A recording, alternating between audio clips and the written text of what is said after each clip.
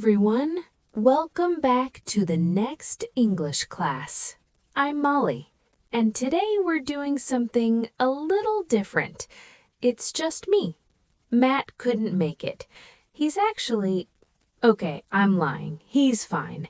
I just wanted to do a solo episode because this topic is so important, and I have a lot to say about it.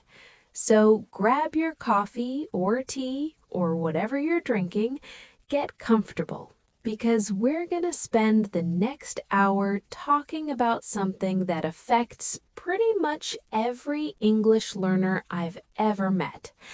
Why does your mouth freeze when it's time to speak English? You know what I'm talking about, right?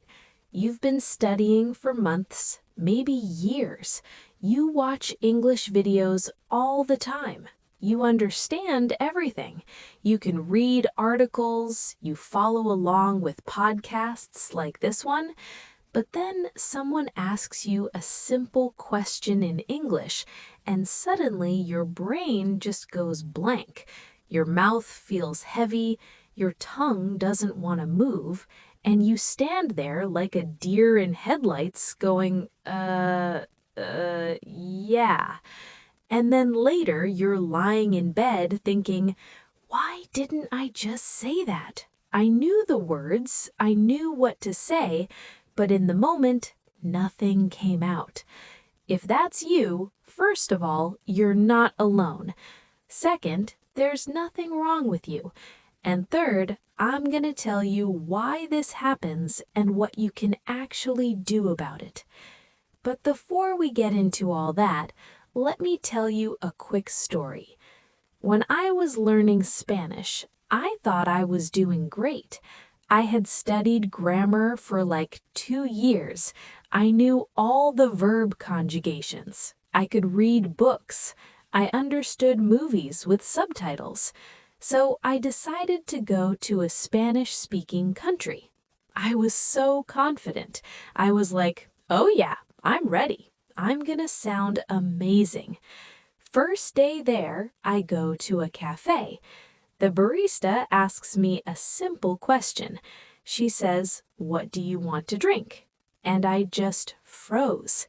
I mean, I literally stood there with my mouth open like a fish. I knew the words. I knew how to say, "I want a coffee, please," but my mouth just wouldn't do it. Finally, I just pointed at the menu and made some weird noise. She looked at me like I was crazy, and I left that cafe feeling like a complete failure. That was the moment I realized something important. Knowing English in your head and speaking English with your mouth are two completely different things. Your brain might be fluent, but your mouth might still be a beginner. And that's what we're going to fix today. So here's what we're covering in this episode. First, I'm going to explain why your mouth freezes and why it's not your fault. Then I'm going to give you a super simple 5-minute daily routine that will train your mouth like a muscle. After that, we'll talk about how to make your English sound smooth and natural instead of choppy and robotic. And then we'll cover some mindset stuff, because honestly, a lot of this is mental. By the end of this episode, you'll have a clear plan. You'll understand what's been holding you back, and you'll know what to do starting today to fix it. Sound good? Okay, let's start with the big question. Why does your mouth freeze? Here's the truth that nobody tells you. English is not just in your head. It's also in your lips, your tongue, your jaw, and the way all those parts move together to make sounds. When you study English, you're usually training your brain. You're learning vocabulary. You're memorizing grammar rules. You're reading and listening.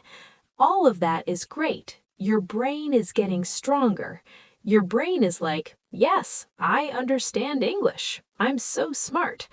But your mouth is over there going, wait, what? Nobody trained me. I don't know how to do this. Your mouth muscles have been speaking your first language your whole life. They're comfortable. They're used to certain sounds, certain movements, certain rhythms. English has different sounds, different movements, a totally different rhythm, and your mouth has no idea how to do it because you never practiced. Let me give you an example. Think about the TH sound in English, like the word think or three. In a lot of languages, this sound doesn't exist. So when you try to make it, your mouth is like, what are you asking me to do right now? This feels weird. Or the R sound in English. In Spanish, the R is completely different. In French, different. In Mandarin, different. Every language has its own version. So if you've never trained your mouth to make the English R sound, of course it's going to feel strange and difficult. Here's another way to think about it. Imagine you read 100 books about how to ride a bike. You understand the physics. You know how balance works. You can explain it to someone else, but you've never actually sat on a bike. Then one day someone hands you a bike and says, okay, ride it. What happens? You fall over. Not because you're stupid, not because you don't understand bikes, but because your body has never done it before. Your muscles don't have the muscle memory. That's what's happening with your English speaking. Your brain understands, but your mouth has no muscle memory. So when someone asks you a question, your brain tries to send the message to your mouth, but your mouth is like, I don't know how to move that fast. I don't know how to make these sounds. I'm scared. I quit. And that's why you freeze. Another reason is speed. In your first language, you can speak fast. Your mouth moves automatically. You don't think about it. You just talk. But in English, everything is slower. You have to think about the words. You have to think about the grammar. And on top of that, you have to think about how to physically make the sounds. It's too much. Your brain gets overloaded, and your mouth just shuts down. Add in some nervousness, some fear of making mistakes, and boom, you can't speak. Now, here's the thing. This is a physical problem, not a mental problem. You're not bad at English. You're not unintelligent. You don't have some kind of speaking disability. You just haven't trained your mouth. And the good news is, you can train it. Just like you can train your body at the gym, you can train your mouth to speak English. It takes practice, it takes repetition, it takes consistency, but it works. I've seen people who couldn't say a single sentence become totally fluent just by doing mouth training exercises every day for a few months.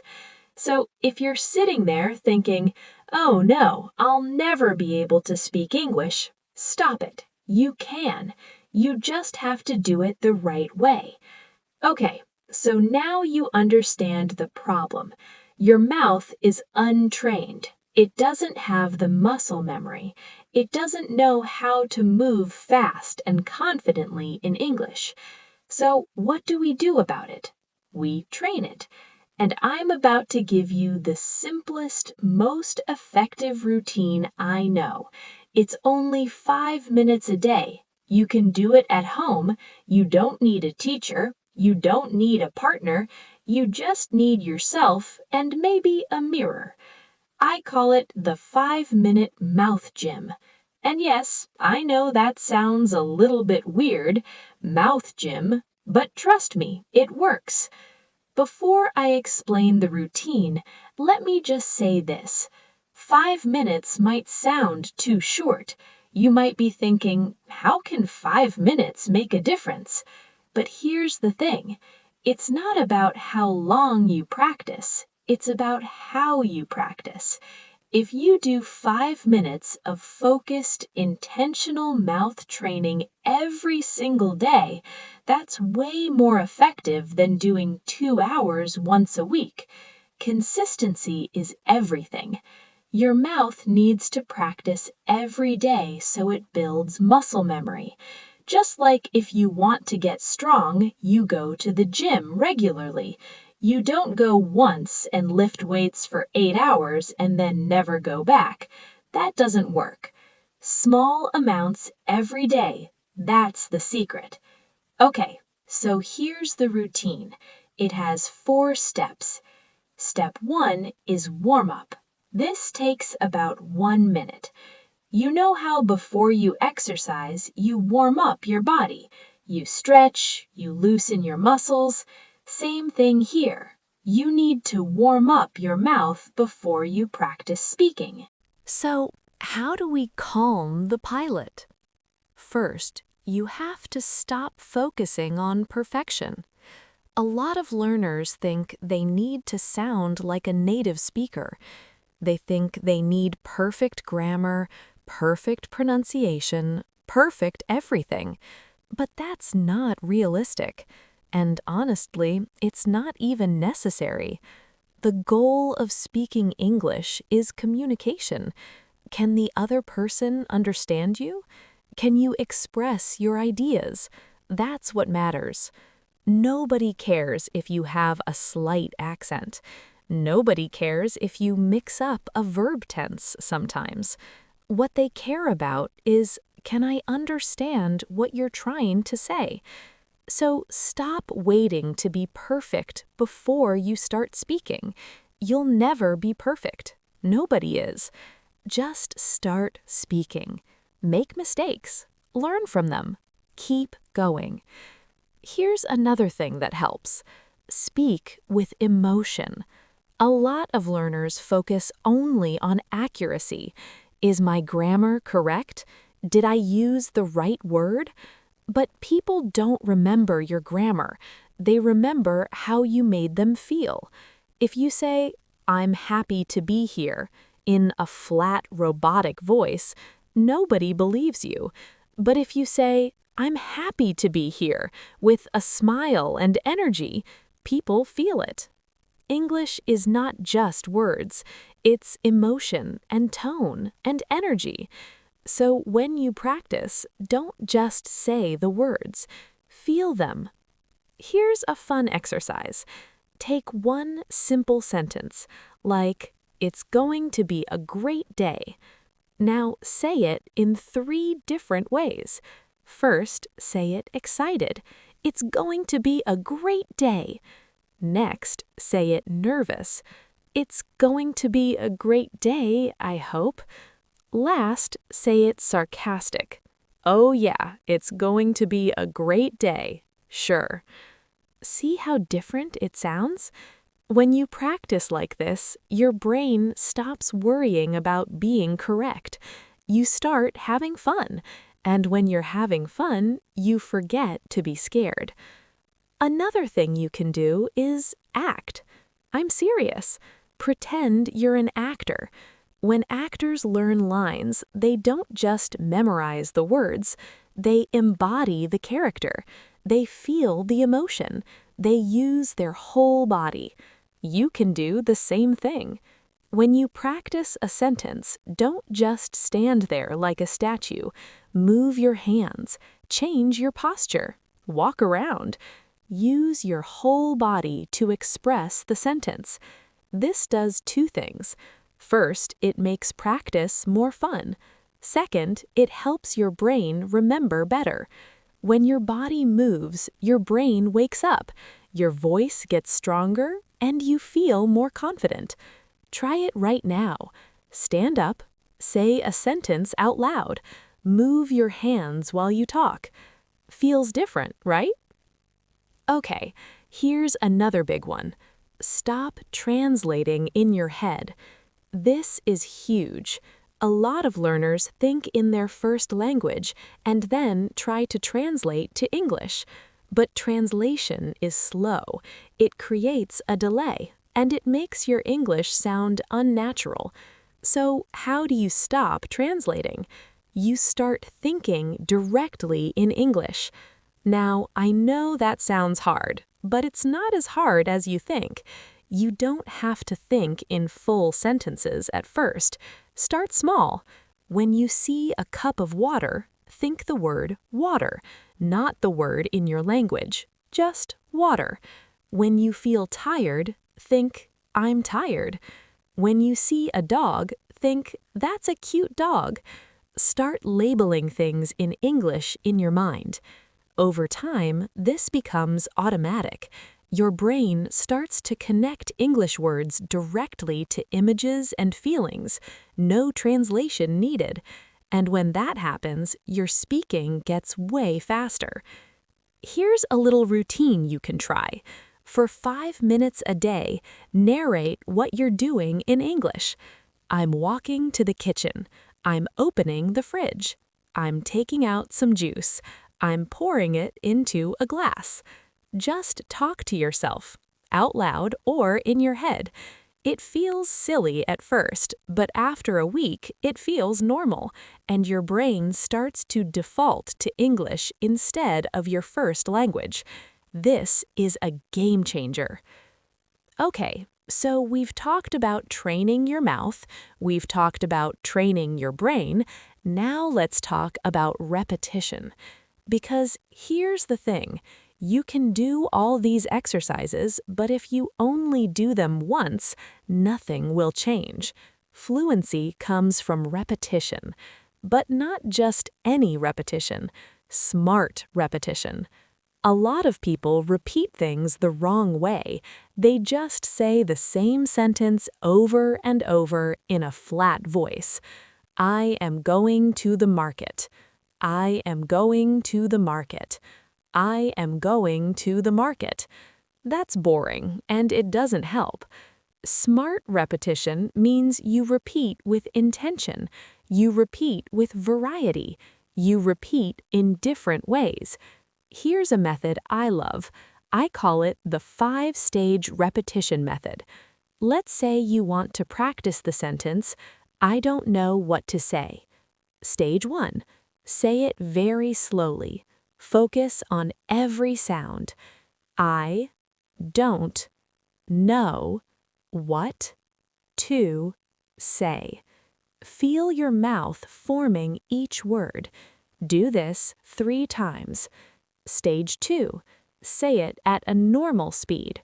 Smooth and natural. I don't know what to say. Do this 3 times. Stage 3.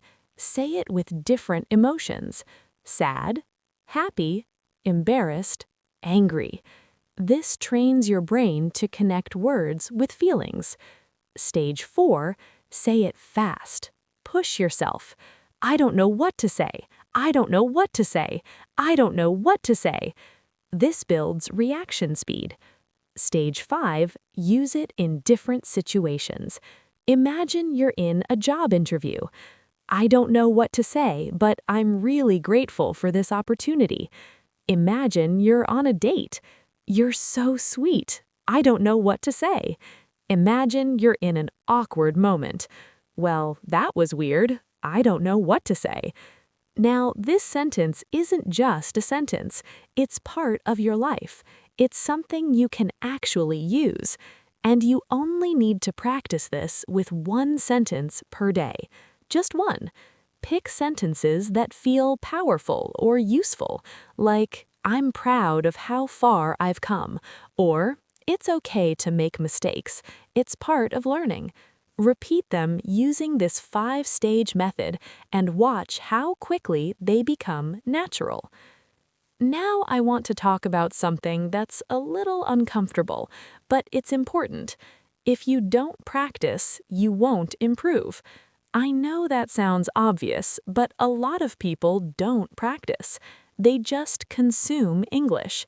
They watch videos, they read articles, they listen to podcasts, and they think that's enough. but it's not. Consuming English trains your brain, but it doesn't train your mouth. If you want to speak, you have to actually speak. And I know it's scary. I know it feels awkward. I know you're worried about making mistakes, but you have to do it anyway. Here's the truth. There are two types of English learners. The first type watches hours of videos, takes notes, follows Instagram pages, but never speaks. The second type watches 10 minutes of a video, picks one sentence, and practices it out loud for 5 minutes. Guess which one becomes fluent? The second one. Because fluency doesn't come from knowledge, it comes from practice. You can know every grammar rule. You can have a huge vocabulary, but if you never open your mouth, you'll never be fluent. So here's my challenge to you. After you finish listening to this episode, stand up, go to a mirror, and say one sentence out loud. Just one. It can be anything. I'm training my mouth to speak English. Or I'm going to practice every day. Or this is my voice and I'm learning. Just say it. That's your first step. And tomorrow, do it again. And the next day. And the next. Because fluency is built in private, in your bedroom, in your bathroom, in your car. It's built when nobody's watching, when nobody's judging, when it's just you and your voice. And one day, people will hear you speak English and they'll say, "Wow, you're so fluent. Your English is great." And they won't know about all the hours you spent talking to yourself in the mirror. They won't know about the awkward shadowing practice. They won't know about the times you felt embarrassed and kept going anyway. They'll just see the result. But you'll know. You'll know that you earned it. You trained for it. You built it from nothing. Okay, we're coming up on the end of this episode, and I want to leave you with a few final thoughts. First, be kind to yourself. Learning to speak a new language is hard.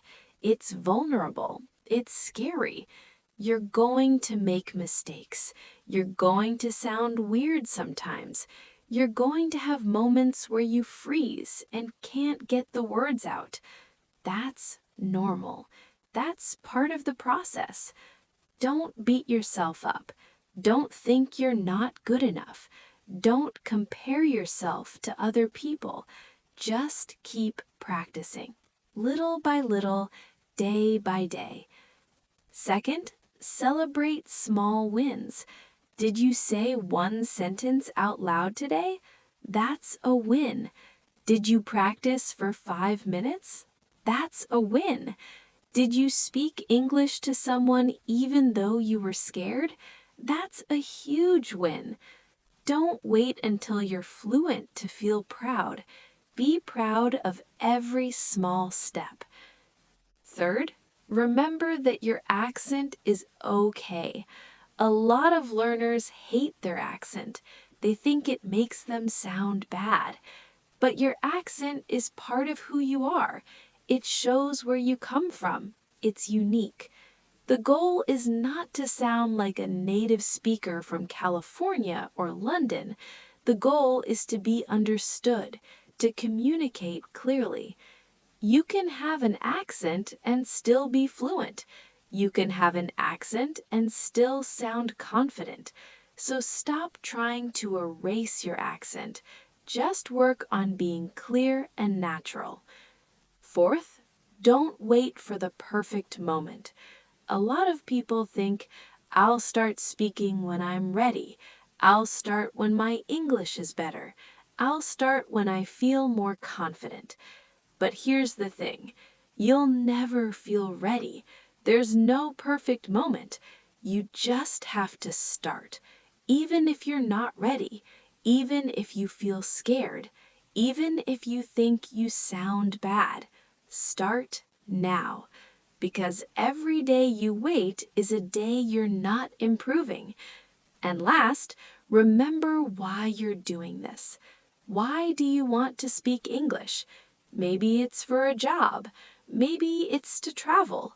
Maybe it's to make friends. Maybe it's just for yourself.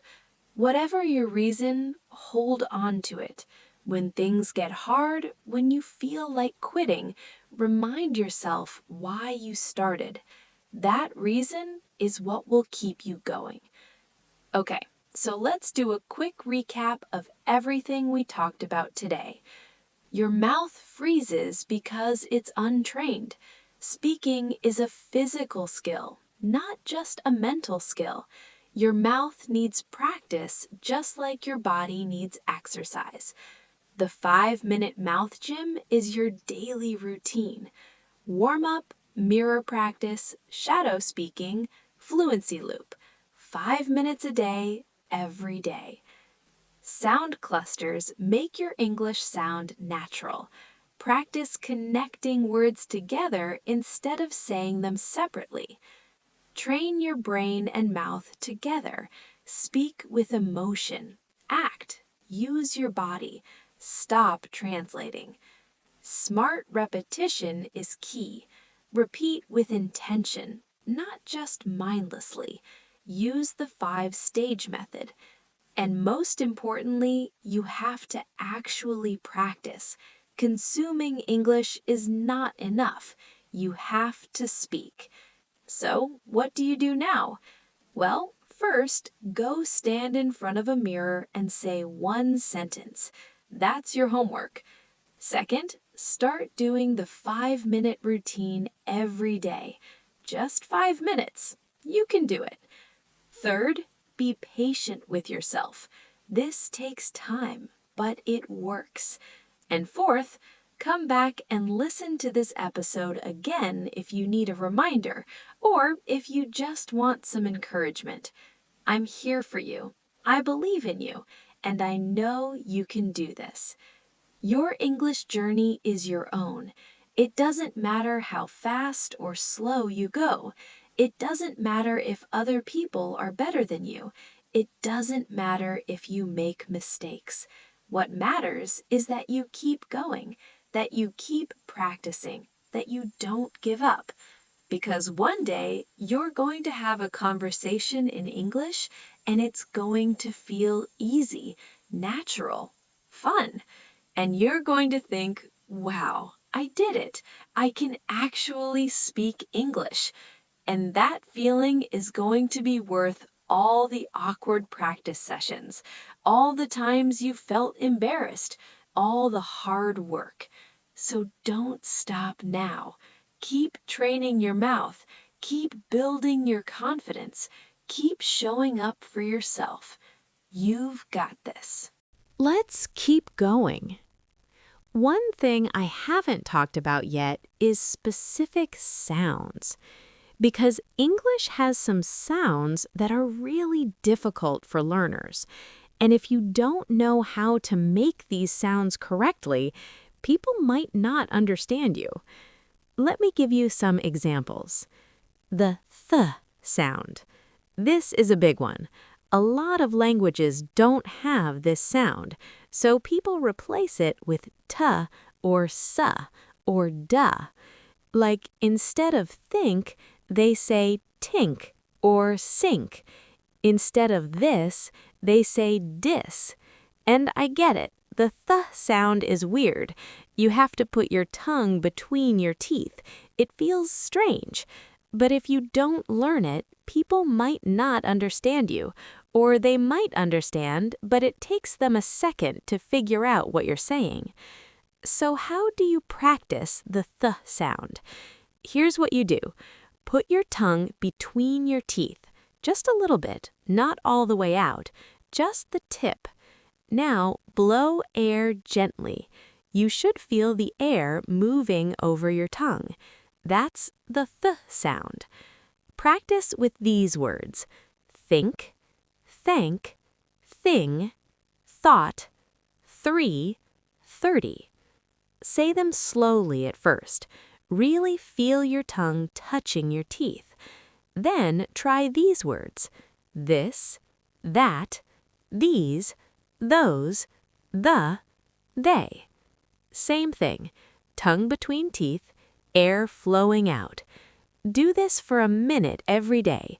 Just practice the th sound, and after a week, it will start to feel natural. Another tricky sound is the R sound. In English, the R is made in the back of your mouth. Your tongue curls up a little bit, but it doesn't touch the roof of your mouth. A lot of people make the R sound in their throat, or they roll it, like in Spanish, but that's not how English does it. Here's how to practice. Say the word red. Feel where your tongue is. It should be curled up, but not touching anything. Practice these words: red, right, run, really, road, try. Say them slowly. Pay attention to your tongue. If you're having trouble, try this trick. Start with the word and then add the R. A red, a right. That helps you feel where your tongue should be. Another sound people struggle with is the L sound. In English, the L is made by putting the tip of your tongue on the roof of your mouth right behind your front teeth. Some people make the L too dark or too light, but the clear L is what you want in most English words. Practice with these words: light, love, look, little, all, feel, well. Put your tongue up, touch the roof of your mouth, then release. And here's one more: the V and W sounds. A lot of people mix these up. They say wary instead of very, or they say vait instead of wait. The V sound is made with your teeth on your bottom lip, like you're biting your lip gently. Then you push air out and your voice vibrates. The W sound is made with your lips rounded, like you're about to whistle, no teeth involved. Practice these pairs: very, wary, vine, wine, vet, wet. Feel the difference? For V, teeth on lip. For W, round lips. If you practice these sounds for just a few minutes every day, your pronunciation will improve dramatically. And here's the thing: you don't have to be perfect. You don't have to sound exactly like a native speaker, but you do want to be clear. You want people to understand you easily. So work on the sounds that are hardest for you, and don't worry about the rest. Okay, now let's talk about something really important: stress and rhythm. English is a stress-timed language. That means some words are stressed and some words are not. And if you stress the wrong words, you sound really unnatural, even if your grammar and vocabulary are perfect. Let me give you an example. Take the sentence, "I didn't say she stole the money." Depending on which word you stress, the meaning changes. I didn't say she stole the money. Someone else said it, not me. I didn't say she stole the money. I didn't say it at all. Maybe I wrote it or thought it. I didn't say she stole the money. I said someone else stole it. I didn't say she stole the money. I said she did something else with it. I didn't say she stole the money. I said she stole someone else's money. Same sentence, 7 different meanings, all because of stress. So how do you know which words to stress? Here's a general rule. Content words get stressed. Function words don't. Content words are words that carry meaning: nouns, verbs, adjectives, adverbs. So in the sentence, I want to go to the store, you would stress want, go, and store. I want to go to the store. The words I, to, the are not stressed. They're said quickly and lightly. Try it. Say it out loud. I want to go to the store. Feels different, right? Now try stressing every word. I want to go to the store. Sounds like a robot. Or try stressing the wrong words. I want to go to the store. Sounds weird and confusing. So practice this. Take simple sentences and figure out which words should be stressed. I'm learning English every day. Stress learning, English, day. She lives in a big house. Stress lives, big, house. We're going to the movies tonight. Stress going, movies, tonight. Say them out loud. Exaggerate the stress at first. Really make the stressed words loud and clear. After you get comfortable, you can make it more subtle, but the pattern will still be there. This is one of the biggest things that makes your English sound natural. Now let's talk about rhythm. English has a rhythm. It's like music. Some parts are fast, some parts are slow, some parts are loud, some parts are quiet. And if you don't follow that rhythm, you sound flat. Here's what I mean. In English, we tend to stress syllables at regular intervals. So if you have a sentence like, the cats are sleeping on the bed, the stress syllables come at regular beats. The cats are sleeping on the bed. Tap your hand on a table while you say it. Tap on the stressed syllables. That's the rhythm. Now try saying it without rhythm. The cats are sleeping on the bed.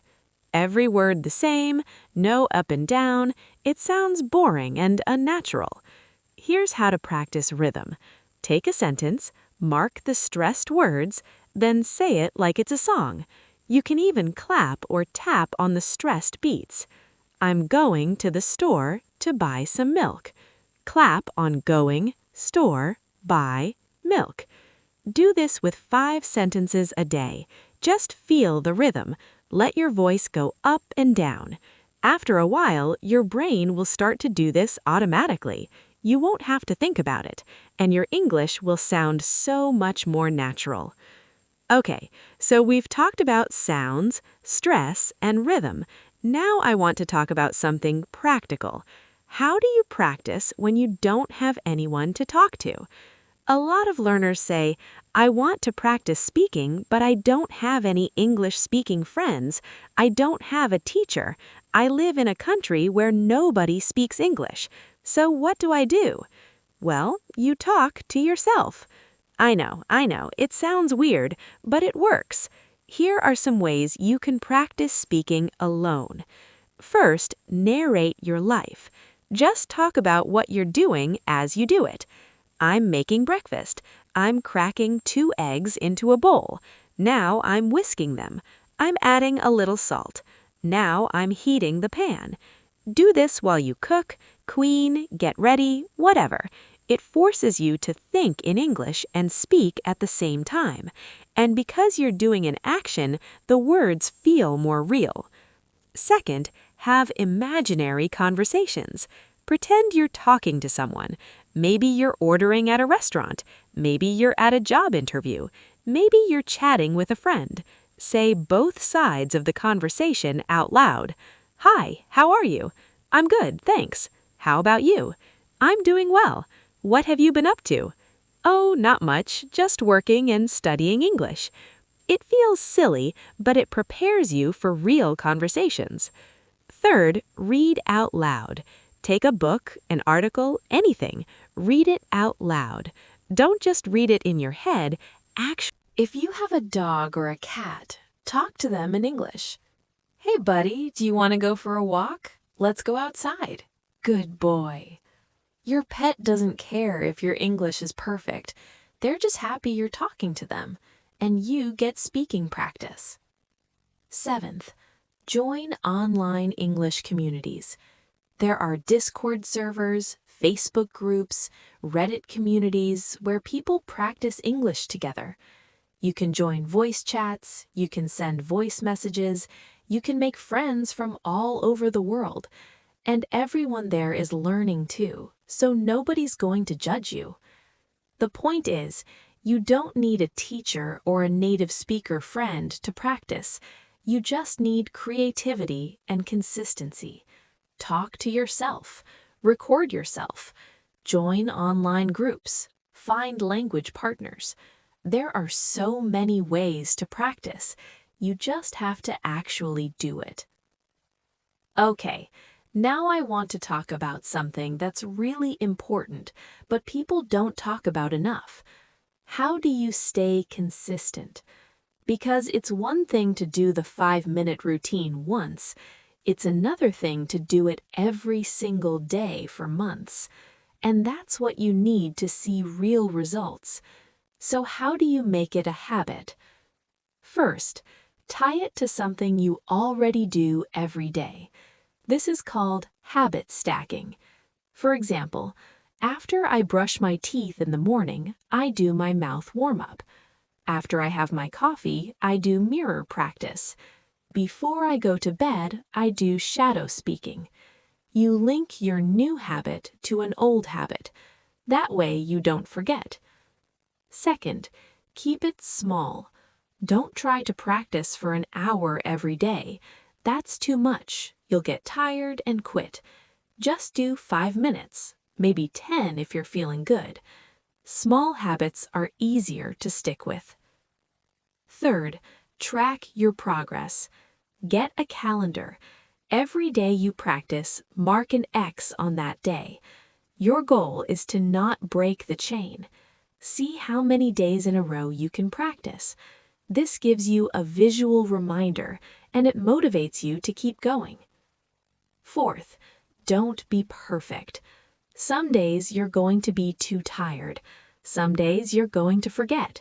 Some days life is just going to get in the way. That's okay. If you miss a day, don't beat yourself up. Just start again the next day. One missed day doesn't ruin everything. What ruins everything is giving up. Fifth, celebrate small wins. After 1 week of practice, treat yourself. Watch a movie, eat some chocolate, whatever makes you happy. After 1 month, do something bigger. Go out to eat, buy yourself something nice. Reward yourself for showing up. It makes the habit feel good. Sixth, find an accountability partner. Tell a friend or family member that you're going to practice every day. Ask them to check in with you. Or find someone online who's also learning English. You can check in with each other every day. When someone else knows what you're doing, you're more likely to stick with it. And seventh, remember your why. Why are you learning English? Write it down. Put it somewhere you can see it every day. When you feel like quitting, read that reason. Let it remind you why you started. Your why is your fuel. It's what keeps you going when things get hard. Okay, so now you know how to stay consistent, but what if you're practicing every day and you don't feel like you're improving? This happens to a lot of people. They practice for a few weeks, they don't see results, and they think, this isn't working. I'm wasting my time. But here's the thing. Progress is slow. You don't notice it day by day. It's like watching a plant grow. You water it every day, but you don't see it getting taller. It looks the same. But then one day, a few weeks later, you realize, wait, this plant is way bigger than it was before. Same thing with English. You practice every day, it feels like nothing is changing, but then one day you have a conversation in English and you realize that was easier than it used to be. I didn't freeze, I didn't panic, I just spoke. That's progress. So don't expect to see results immediately. Trust the process. Keep practicing and know that your brain and mouth are changing even if you can't see it yet. Here's another thing people worry about. What if I'm practicing wrong? What if I'm building bad habits? This is a valid concern. If you practice something incorrectly over and over, you'll get good at doing it wrong. So how do you make sure you're practicing correctly? First, listen to native speakers a lot. Watch movies, listen to podcasts, watch YouTube videos. Pay attention to how they speak, how they stress words, how they connect words, how they use rhythm. You want your brain to have a clear model of what good English sounds like. Second, record yourself and compare. Record yourself saying a sentence, then listen to a native speaker saying the sentence. Compare the two. Where are the differences? What can you improve? This helps you self-correct. Third, get feedback when you can. If you have a teacher, ask them to listen to you speak. If you have a language exchange partner, ask them to correct you. You don't need feedback every day, but every once in a while it helps to have someone tell you what you're doing well and what you need to work on. And fourth, be patient with yourself. You're not going to be perfect. You're going to make mistakes. That's part of learning. Don't stress about being 100% correct all the time. Just focus on improving a little bit each day. Okay, let's talk about something fun now. Idioms and expressions.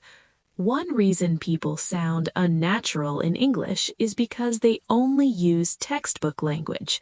They say things like, "I am very tired today. It was a long day at work." And that's fine, it's correct, but it's not how native speakers actually talk. Native speakers use idioms and expressions like, "I'm beat," "Work was crazy today," or "I'm exhausted," "Today was insane." These expressions make you sound more natural and fluent. So how do you learn them? Well, you can't memorize a dictionary of idioms. That's too much. Instead, learn a few common expressions at a time. Use them in your daily practice and slowly build up your collection. Here are some expressions to get you started. Instead of "I am very tired," say "I'm exhausted," or "I'm beat," or "I'm wiped out." Instead of "I'm very busy," say "I'm swamped," or "I have a lot on my plate," or "I'm tied up." Instead of "I don't understand," say "I'm lost," or "I'm confused," or "It's over my head." Instead of "I need to leave now," say "I've got to run," or "I need to take off," or "I should head out." These little phrases make a big difference. Practice them. Use them in your imaginary conversations. And when you get a chance to speak English for real, throw them in. People will notice. They'll think, "Wow, this person speaks really naturally." Now, let's talk about accents. A lot of learners stress about their accent. They want to sound American or British or Australian. And look, there's nothing wrong with wanting to have a certain accent. If that's your goal, go for it. But here's what I want you to know. You don't need a perfect accent to be fluent. You can have an accent and still speak English beautifully. What's more important is clarity. Can people understand you? Are you pronouncing words clearly enough that people don't have to ask you to repeat yourself? That's what matters. I've met people with strong accents who are incredibly fluent, and I've met people with perfect accents who can barely speak. Fluency is not about accent. It's about confidence, clarity, and communication. So if you have an accent, don't stress about it. Just work on being clear. Make sure you're pronouncing sounds correctly.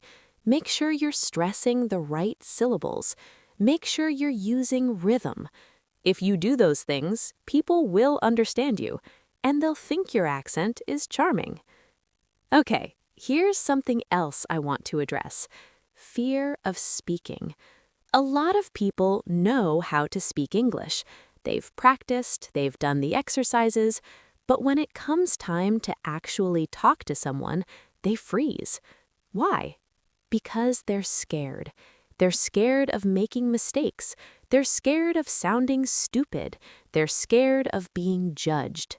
And I get it. Speaking a foreign language is vulnerable. You're putting yourself out there. You're showing people that you don't know everything. It's scary. But here's the truth. Everyone makes mistakes. Even native speakers. I make mistakes in English all the time. I forget words, I say the wrong thing, I stumble over sentences. And guess what? Nobody cares. People don't remember your mistakes. They remember how you made them feel. They remember if you were kind, if you were interesting, if you were genuine. So stop worrying so much about being perfect. Just focus on connecting with people. Here's a tip that helps a lot of people. Reframe how you think about mistakes. Don't think of mistakes as failures. Think of them as information. Every mistake teaches you something. It shows you what you need to work on. So when you make a mistake, don't say, "Oh no, I'm so bad at English." Say, "Oh, interesting. I need to practice that more." Mistakes are not the enemy. Fear is the enemy.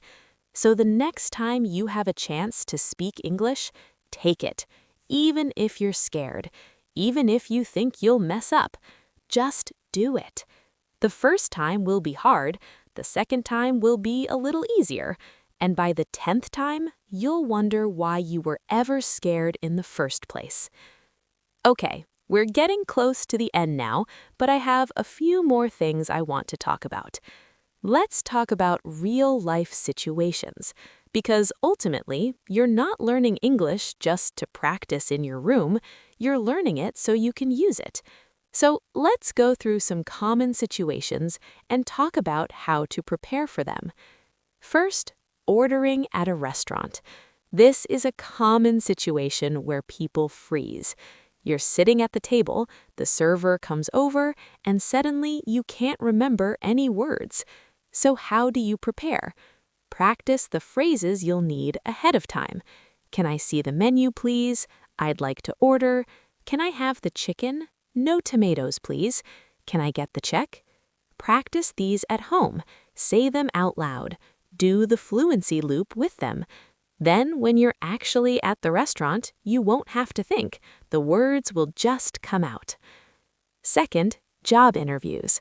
This is a high-pressure situation. You want to make a good impression, and your English has to be clear and professional. So how do you prepare? Write out answers to common interview questions. Tell me about yourself. What are your strengths? Why do you want this job? Then practice saying those answers out loud.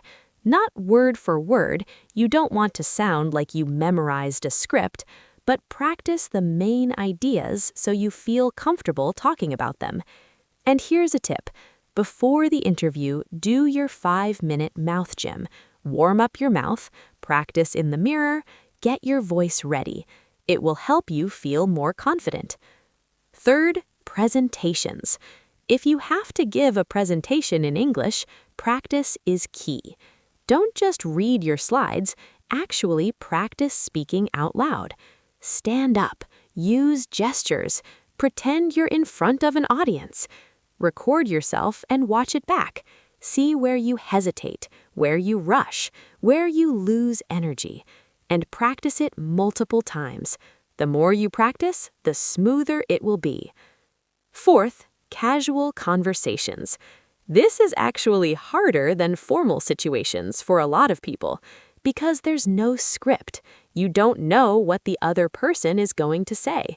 So how do you prepare? Practice common small talk topics. How are you? What do you do? What are your hobbies? Where are you from? Have answers ready for these questions, not memorized, but familiar. And practice asking these questions too, because conversation is two-way.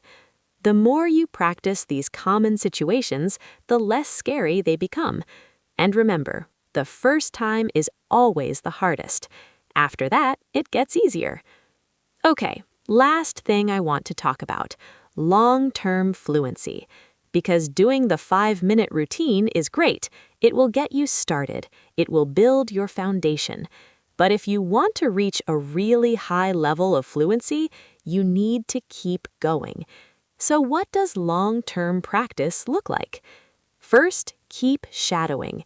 Even after you're comfortable speaking, keep shadowing native speakers. It helps you pick up new expressions, new intonation patterns, new vocabulary. Second, read out loud regularly.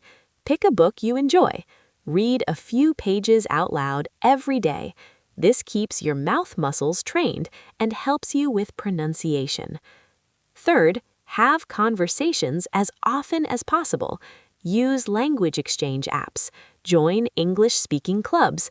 Talk to people online. The more you speak, the better you get. Fourth, watch content in English without subtitles. At first, use subtitles, but eventually turn them off. Force your brain to understand just by listening. Fifth, write in English and then read what you wrote out loud. This helps you with grammar, vocabulary, and speaking, all at once. And sixth, set goals. Every few months, set a new speaking goal. Maybe it's a 5-minute conversation without pausing. Maybe it's giving a presentation. Maybe it's watching a movie and understanding 90% of it. Having goals keeps you motivated and gives you something to work towards. Fluency is a lifelong process. You're never really done learning. There's always more to improve. But that's okay. That's part of the fun. So keep practicing, keep pushing yourself, keep showing up. And one day, you'll realize you're not just learning English anymore, you're living in English, you're thinking in English, you're dreaming in English. And that's when you know you've made it. Okay, now we really are at the end. Thank you so much for sticking with me for this whole episode. I know it was long, but I wanted to give you everything you need to start training your mouth and speaking English confidently. Now, let's do a quick recap of the most important points. Your mouth freezes because it's untrained. Speaking is a physical skill. You need to practice moving your mouth, not just studying in your head. The 5-minute mouth gym is your daily routine. Warm-up, mirror practice, shadow speaking, fluency loop. Do it every day. Focus on specific sounds that are hard for you. Th, l, v, w. Practice them until they feel natural. Pay attention to stress and rhythm. English is a musical language. If you don't follow the rhythm, you sound flat.